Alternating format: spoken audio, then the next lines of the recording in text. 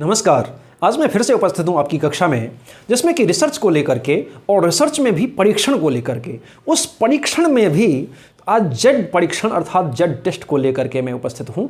और आज इसके संपूर्ण वृत्तांत या संपूर्ण चीज़ों को हम जानेंगे कि ये जेड टेस्ट क्या होता है, जेड टेस्ट क्यों किया जाता है, इसके क्या क्या कारण हैं, सारी चीज़ों को हम जानेंगे। अगर हम जेड टेस्ट को जानेंगे तो उसके पहले हमें ये जानना आवश्यक होगा कि जेड टेस्ट को दिया किसने, अर्थात इसको जो लाने का श्रेय जाता है वो जाता है आपका रोनाल्ड ए फिशर। रोनाल्ड ए फिशर, इसको ए फिशर या फिशर के नाम से भी जाना जाता है, सीधा फिशर के नाम से भी जाना जाता है। तो रोनाल्ड ए फिशर के द्वारा ये जेड टेस्ट दिया गया। अब जेड टेस्ट क्यों दिया गया और इसकी विशेषताएं क्या होती हैं, इसको जानना हमें ज़रूरी होता है, क्योंकि हमें शोध में प्रयोग करना होता है। अब शोध में हम प्रयोग करें तो क्यों करें, आखिर जेड टेस्ट का प्रयोग ही क्यों करें, और जेड टेस्ट कैसे प्रयोग किया जाता है, क्योंकि उसके भी कुछ कारण होते हैं कि हम ऐसे नहीं कि किसी भी हमें मन हुआ और हमने कर दिया, ऐसा हम नहीं कर सकते हैं जेड टेस्ट का प्रयोग। तो आखिर कौन कौन से उसके कारक हैं जिसके कारण से हम जेड टेस्ट का प्रयोग कर सकते हैं, कहाँ पर नहीं कर सकते हैं, इन सारी चीज़ों को हम जानेंगे।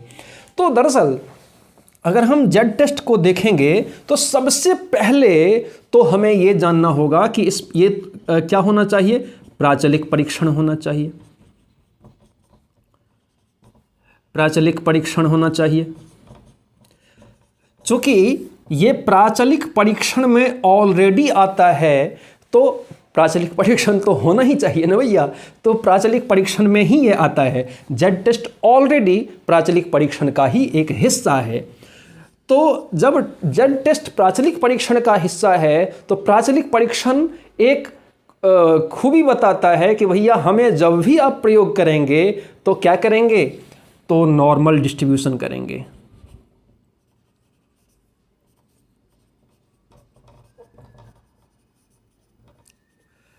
नॉर्मल डिस्ट्रीब्यूशन का प्रयोग आप निश्चित तौर पर करेंगे।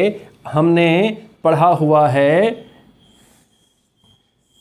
ये जो हमने पढ़ा हुआ है ये नॉर्मल डिस्ट्रीब्यूशन का प्रयोग हम वहाँ पर करते हैं, अर्थात जहाँ पर भी नॉर्मल डिस्ट्रीब्यूशन का प्रयोग किया जाएगा वहीं सिर्फ हम इसका प्रयोग कर सकते हैं, अन्यथा की स्थिति में हम उसका प्रयोग क्या कर सकते हैं, नहीं कर सकते हैं। अब इसके अलावा हम ये देखेंगे कि n इज ग्रेटर देन 30, अर्थात कह सकते हैं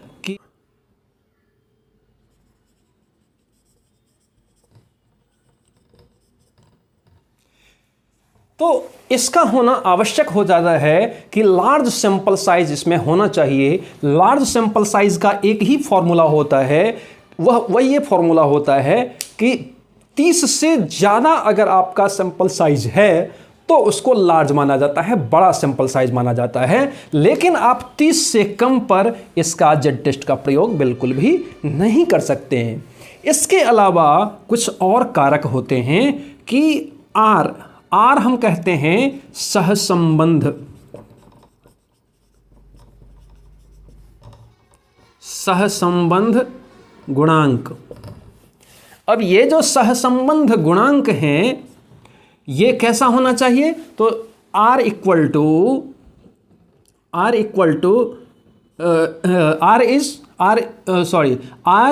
इज नॉट इक्वल टू 0, अर्थात जो सहसंबंध गुणांक होता है वो 0 के बराबर न हो तभी हम किसका प्रयोग कर सकते हैं, जेड टेस्ट का प्रयोग कर सकते हैं, अन्यथा की स्थिति में हम प्रयोग नहीं कर सकते हैं। इसका इसमें एक तालिका आती है कि जब भी आप 0.5 के स्तर पर इसका जो मान होता है वो 1.96 होता है, और 0.1 के स्तर पर जो इसका मान होता है वो कितना होता है, 2.58 होता है। यह फिक्स्ड रहता है, इसमें आपको किसी भी तालिका देखने की ज़रूरत नहीं पड़ती है, ये इसकी खासियत है। तो ये कई बार भी पूछा जाता है, कई बार ऐसे पूछा जाता है कि किस प्रकार से हम रिजेक्ट करेंगे, किस प्रकार से हम एक्सेप्ट करेंगे।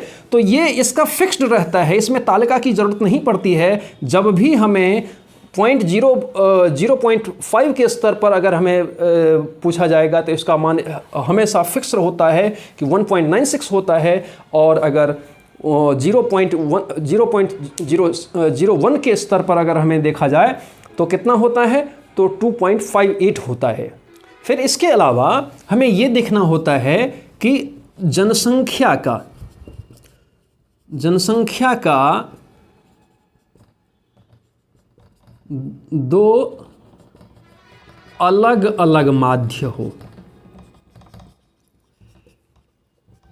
अगर जनसंख्या का दो अलग अलग माध्य होता है, वहां पर हम किसका प्रयोग करते हैं, तो जेड टेस्ट का प्रयोग करते हैं।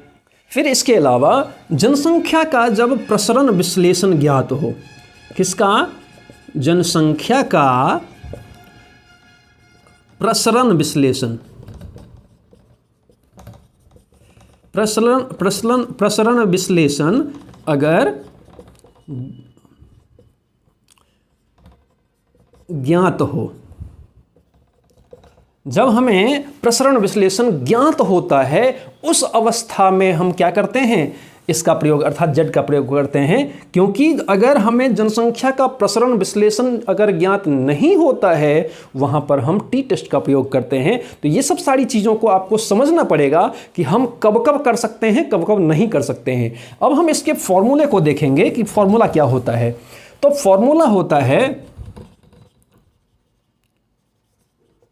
अब फॉर्मूला जो होता है वो z equal to X bar minus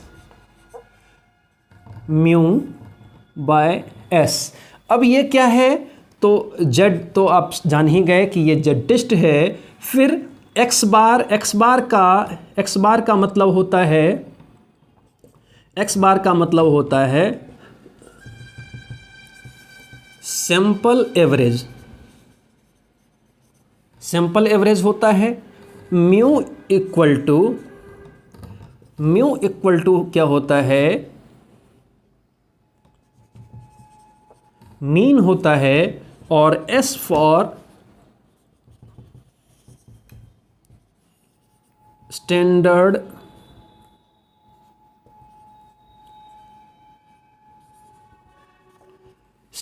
deviation. अर्थात यहाँ पर जो जेड टेस्ट का फॉर्मूला, हालांकि बहुत सारे आपको मिल जाएंगे, कोई एक ही नहीं है। यहाँ पर कई बार आपको यहाँ पर इसके जगह आपको सिग्मा, स्मॉल सिग्मा आपको मिल जाएगा। फिर रूट में आपको यहाँ पर n स्क्वायर मिल जाएगा। तो ये सब सारे अलग अलग प्रकार के होते हैं, लेकिन अलग अलग प्रकार के और भी भास्ट फार्मूला वगैरह भी है, लेकिन हम सारे फार्मूलों को हम नहीं देखेंगे, मुझे अभी समझना है।